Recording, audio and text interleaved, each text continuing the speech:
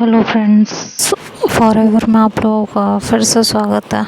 जैसा कि last part में आप लोगों ने सुना था कि वो नीलू जो होती है वो शीतल से बात करने के लिए उसके प्लेग्राउंड में आ जाती है, और जब शीतल उसकी तरफ नहीं देख रही होती है, उसकी कोई बातें नहीं सुन रही होती है, उसे बिल्कुल इग्नोर कर रही होती है, तो ज़बरदस्ती उसका फेस अपनी तरफ करती है और उससे बात करने की कोशिश करने लगती है।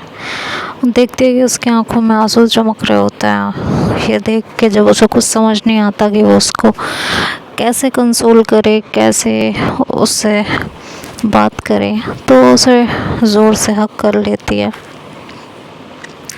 उसके गले लग जाती है और बहुत टाइटली उसको हक करके रखती है।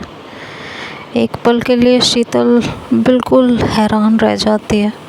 उसको समझ में नहीं आता है कि ये सडन इसको क्या हुआ है और ये क्यों इस तरीके से बिहेव कर रही है।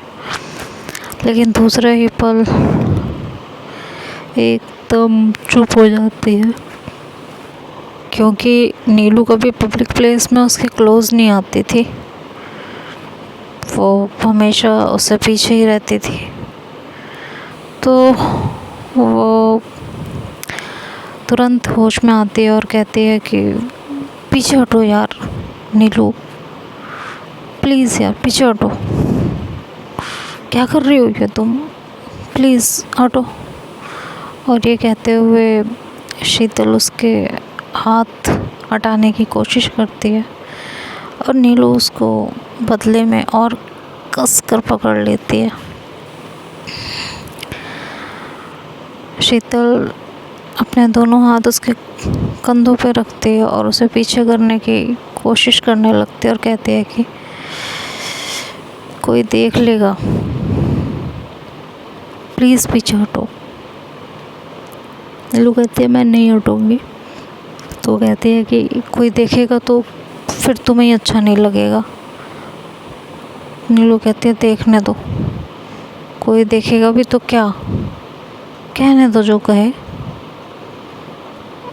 मुझे परवाह नहीं।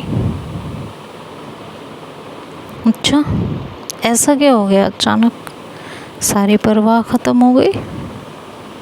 हाँ, अभी कुछ दिन पहले तक तो तुम्हें मेरा छूना पसंद नहीं था, तुम्हें चिढ़ होती थी मेरे छूने से, मेरे कुछ करने से, कुछ कहो तो तुम्हें बुरा लगता था, कुछ करो तो तुम्हें बुरा लगता था।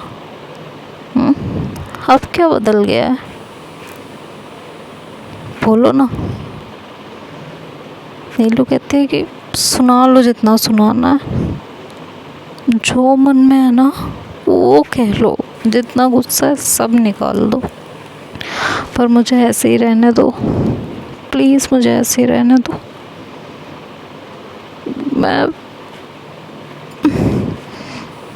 मैं तुम्हें बिल्कुल नहीं छोड़ूंगी, मुझे ऐसे ही रहना है। और ये कह के नीलू उसे और कस कर पकड़ लेती है, वहाँ से बिल्कुल नहीं हटती। शीतल कहती है नीलू पीछे हटो यार, छोड़ो, मुझे गर्मी लग रही है, पसीने से लथपथ हूँ मैं, मुझ में से पसीने की गंध भी आ रही होगी यार।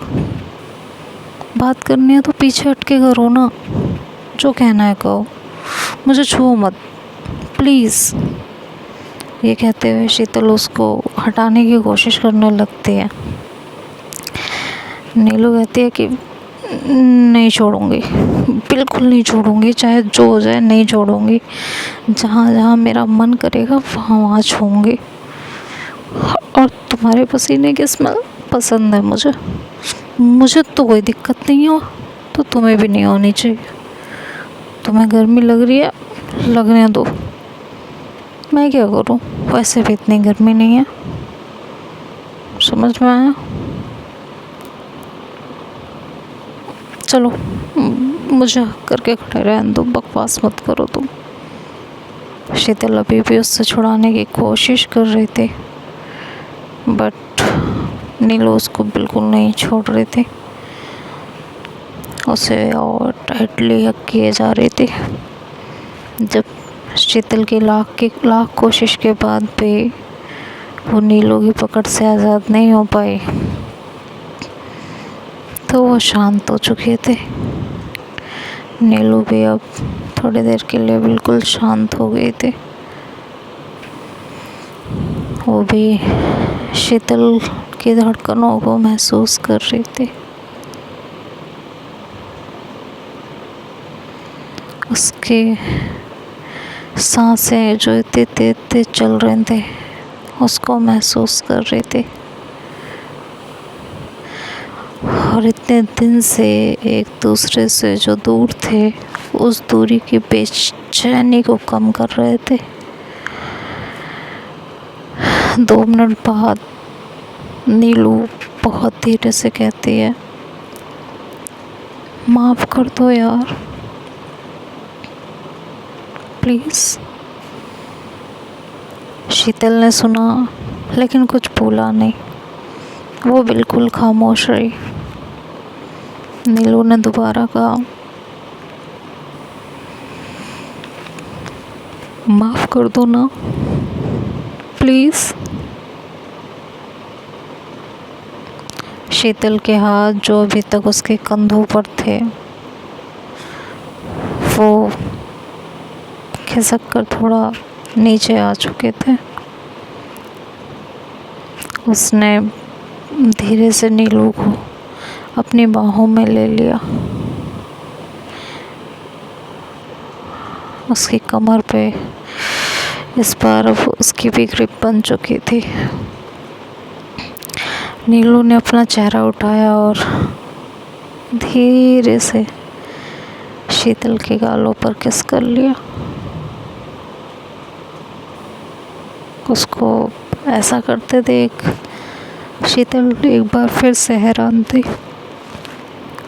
और कह रही थी कि ये क्या किया, कोई देख लेता तो।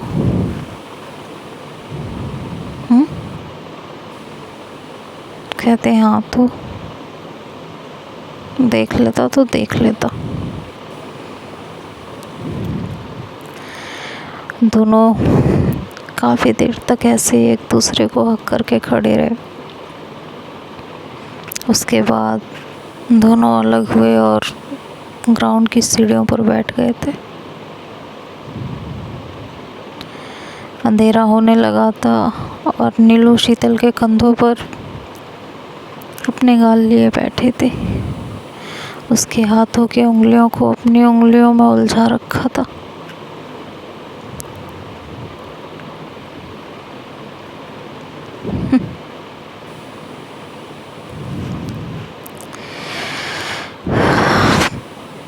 और दोनों उस पल को महसूस कर रहे थे।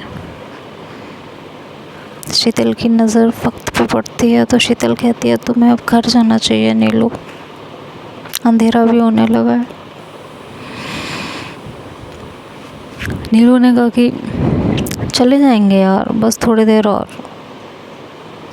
अरे तुम्हें वहाँ से ढूंढने ना निकल जाएं, तुम्हारे ट्यूशन ना पहुँच जाएं और उन्हें पता चलेगा कि तुमने बिना कुछ बताए ट्यूशन की छुट्टी की है और यहाँ चली आई हो तो बहुत गुस्सा करेंगी। तुमसे पूछेंगी कहाँ गई थी, तो क्या कहोगी तुम? क्या बोलोगी? तो नीलू कहती है कि क्या दूंगी, तुमसे मिलने गई थी, तुम्हें मिलना मनाने आई थी।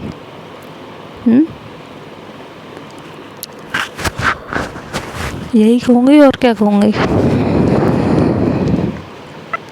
तो इस पे शीतल कहती है कि मौसी कहेंगी कि कल संडे था या कल मॉर्निंग में नहीं मिल सकती थी, मना लेती। इतना क्या ज़रूरी था कि आज ट्यूशन की छुट्टी की है और उसे मनाने चली गई। क्या सोचेंगी वो, क्या कहेंगी, और ज़्यादा नाराज़ हो जाएंगी। नीलू कहती है मुझसे नाराज़ होंगी ना, तुम टेंशन ना लो, मैं देख लूँगी, और वैसे भी अभी 6:30 बजे हैं, ठीक है, 7 बजे तक का टाइम है, उससे पहले वो मुझे ढूंढने नहीं निकलेंगी। 15 मिनट में घर पहुंच जाऊंगी, अभी 15 मिनट हैं। और तुम टेंशन ना लो, तुम्हारा नाम नहीं लूँगी। तो शीतल कहती है तो क्या कहोगी? तो कहती है कि कह दूँगी अपने बॉयफ्रेंड से मिलने गई थी, और क्या। शीतल जब ये सुनती है तो उसका दिमाग एक बार फिर से घूम जाता है, उसे एकदम से गुस्सा सा आता है, लेकिन और वो कुछ बोलने जा रही होती है, बट कुछ सोच के चुप हो जाती है। और उसे उस दोपहर का स्कूल का वो जो सारा नज़ारा था उसकी आंखों के सामने आ चुका होता है। नीलू बोल तो गई थी, बट अब उसे ऐसा लग रहा था कि जैसे उसे ये नहीं बोलना चाहिए था। शीतल को शायद बुरा लग सकता है। उसे खामोश देख, चुप देख, नीलू उसके हाथों को अपने हाथ में प्यार से जकड़ती है और कहती है उस लड़के के साथ कुछ नहीं चल रहा मेरा। वो मुझे लेटर देने की कोशिश कर रहा था, पर मैंने नहीं लिया। इससे पहले भी उसने मुझसे बात करने की कोशिश की थी, पर हम दोनों साथ रहते थे, तो तुम्हारे डर की वजह से वो कभी हिम्मत नहीं कर पाया मुझसे बात करने की। अब जब हम दोनों एक दूसरे से नाराज़ थे, बात नहीं कर रहे थे, तो उसने फ़ायदा उठाया। जब देखा कि हम दोनों एक दूसरे से बात नहीं कर रहे थे, तो मुझसे मिलने चला आया और कहने लगा कि मुझे बात करनी है। तो शीतल बिल्कुल शांत थी और वो चुपचाप ही बोलती है कि जब तुम्हारी तरफ से कुछ था ही नहीं तो मिलने क्यों गई थी। और जो दे रहा था ना, वो लेटर नहीं, लव लेटर था। तो नीलू कहती है कि मैं उससे मिलने नहीं गई थी, तुम्हें सुबह से देखा नहीं था, तुम्हें ढूंढ रही थी, पूरे स्कूल में ढूंढा, कहीं नहीं मिली, सोचा प्लेग्राउंड में ना हो तुम, वहीं जा रही थी। तो उस लड़के ने रास्ता रोक लिया कि प्लीज़ मेरी बात सुन लो 2 मिनट के लिए। मैं बस वहाँ खड़ी थी और उसे समझा रही थी कि मैं उसमें बिल्कुल भी इंटरेस्टेड नहीं हूँ, जो वो कर रहा है ये सब गलत है, और तुम्हें पता चलेगा तो तुम उसे पीट सकती हो। बस यही बात उसे समझा रही थी। मेरे दिल दिमाग में और कुछ भी नहीं चल रहा था, मैं सच बता रही हूँ। नीलू कहते हैं और वो हाथों में हाथ, वो उंगलियों का क्रॉस होना और छूना, कहते हैं ऐसा कुछ नहीं था, वो बस मुझे लेटर दे रहा था तो उसकी उंगलियां मेरी उंगलियों से टकरा रही थी। मैं उसमें बिल्कुल भी इंटरेस्टेड नहीं हूँ, बिल्कुल भी नहीं, समझे। और जब मैं उसे ये सब कह रही थी तभी तुम वहाँ पहुँच गई थी। तुमने देखा और मैं तुम्हें कुछ कह पाती इससे पहले तुम वहाँ से आगे बढ़ चुकी थी। और अभी वो बॉयफ्रेंड वाली बात मैंने किसी और के लिए बोली थी। ये सुन के शीतल नीलू को देखने लगी और उससे प्यार से पूछा किसके लिए बोली थी?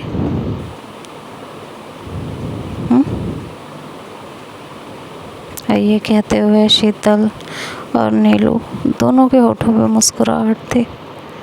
नीलू धीरे से शीतल का कान खींचती और बोलती है एक नाराज़ मुझसे आजकल, बस उसी के लिए बोली थी। शीतल की आवाज़ में मुस्कुराहट और शरारत दोनों थी